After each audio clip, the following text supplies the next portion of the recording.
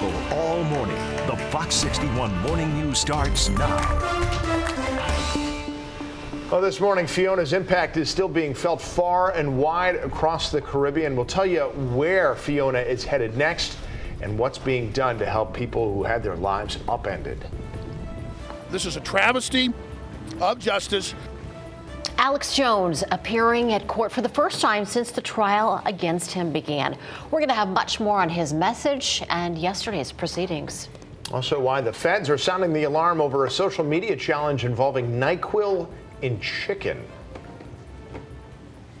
Good morning. Thanks so much for being with us here at Fox 61. We appreciate that, America Arias. And I'm Tim Lambers. Good morning. Of course, we're starting with a forecast here locally as we take a look at Hartford and Mohegan Sun this morning. Some clouds out there, but also some blue skies. And a little bit of rain falling up where I was. Don't know how widespread it was yesterday, Matt Scott. Well, certainly got some where I was. Yeah, it was a decent amount, too. Yeah, better than anticipated, which we're never going to complain about these days. Right. Especially Still need it. When we can use every We're getting it a lot more often now, aren't we? Well, that's... I'm not saying that in a bad way. No, and that's usually a sign of the seasons changing as we move into autumn. It's that clash between summer and winter.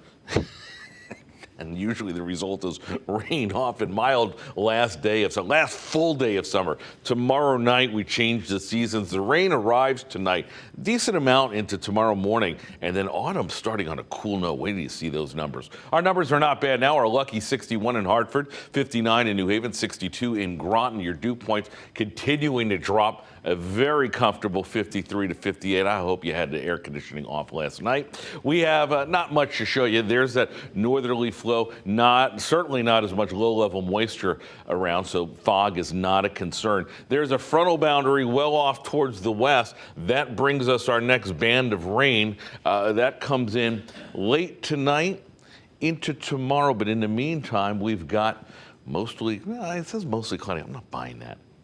Some cloudiness. Sunny skies later on. That I'm buying for the high schoolers getting off the bus later on. 75 degrees this afternoon. We'll talk about the rain. We'll talk about the weekend, because we always do. That's all coming up. Let's go to the roads right now. The anchors have it tonight. There's Erica. This morning, yes. Tonight, too. I don't know.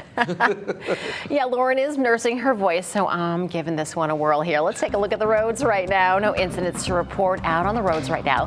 Construction around the capital city on I-91 and I-84 clearing for the morning. So let's take a live look outside on I-91 in Wethersfield. Things were looking much better now that construction has cleared.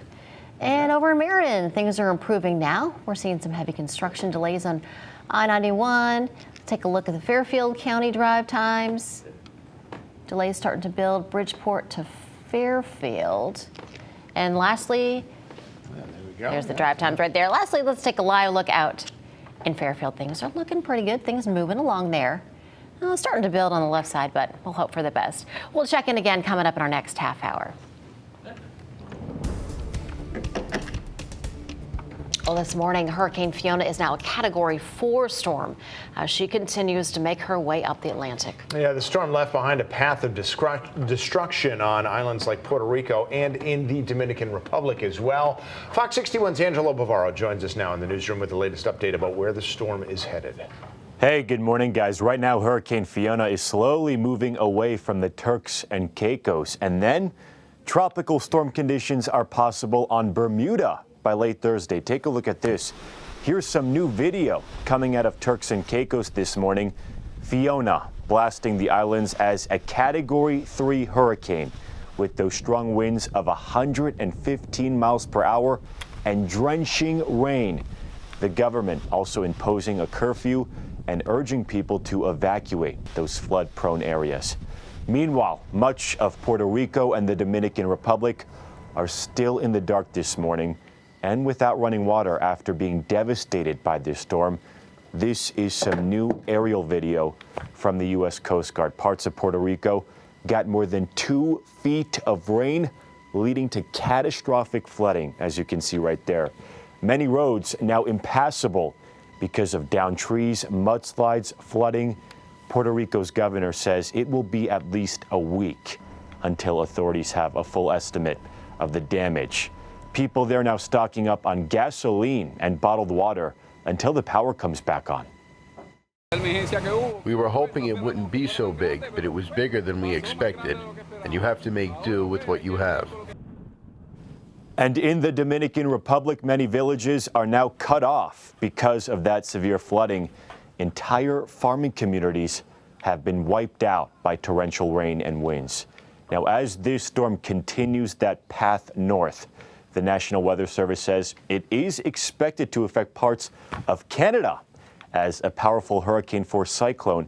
That's late Friday and Saturday. Now, we are not expecting any direct impact in the U.S., but there is a high surf advisory for parts of Rhode Island and Massachusetts on Thursday.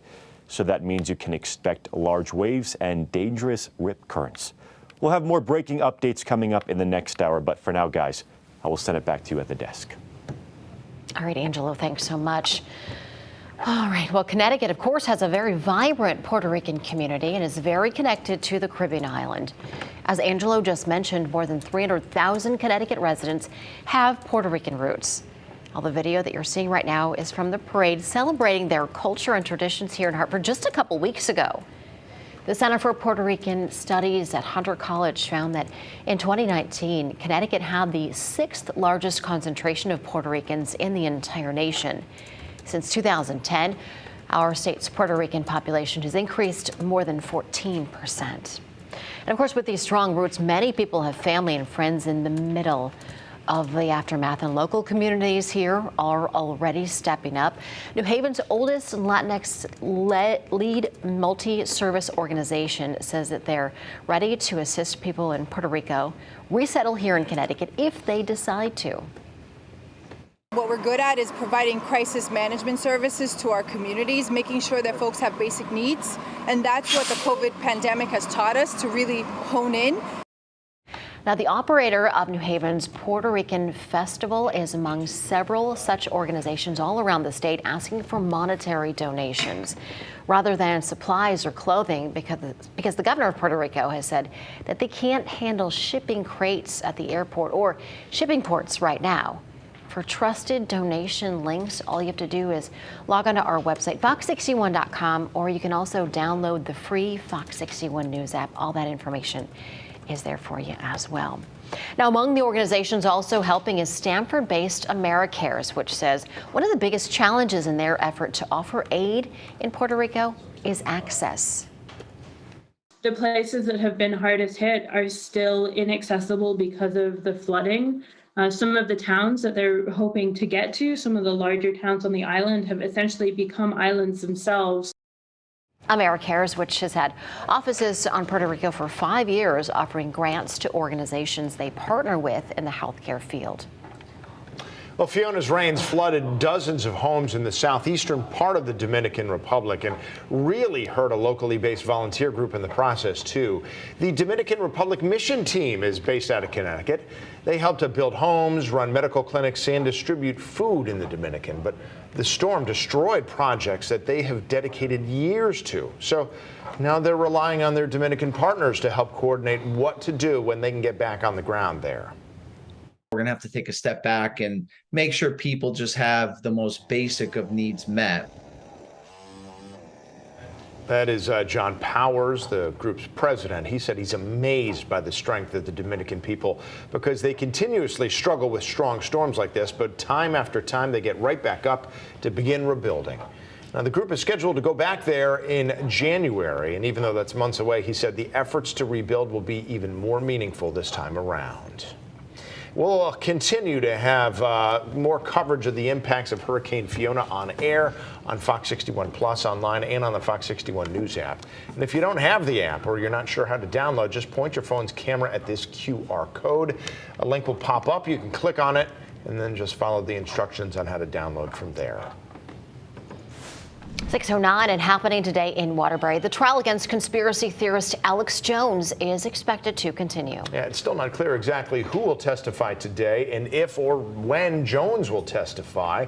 We do know yesterday lawyers for Sandy Hook families tried to continue to prove that Jones's lies about Sandy Hook reached a large audience and in turn made him a lot of money. They called to the stand Clinton Watts, a former FBI agent, an internet and social media expert.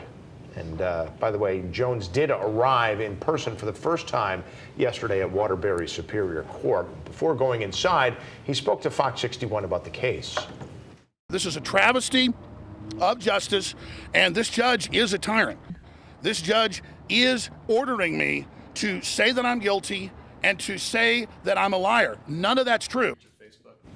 Okay, now let's turn to what Watts, that social media expert, said inside the courtroom. Adding together YouTube, Twitter, and the Facebook calculation together, just related to lies about Sandy Hook, the minimum audience that we could measure was 550 million. He said that minimum did not include those who were going straight to Jones's InfoWars website. The massive audience, they said, was an opportunity for Jones to sell more of the products that he advertised on his show. Remember, this case is not focused on criminal guilt. It's focused on determining exactly how much Jones will have to pay Sandy Hook families in damages, because he's already been found liable. A key goal of the plaintiffs is to prove that Jones profited off those lies. Now, his attorney, Norm Pattis, began his cross-examination of Watts. Did Alex Jones gin up all the fear that attracted people to him, or is he appealing to something that people feel in the world and they respond to it? Do you know? I don't know why viewers watch Alex Jones. Watts is not expected to be back on the stand until Friday, and it's still not clear when Jones will testify, but as of now, it appears that could happen tomorrow, at least as soon as tomorrow. So we will continue covering the trial of Alex Jones. You can always get the latest anytime on the Fox 61 News app, Fox 61 Plus, and of course on air and online at fox61.com.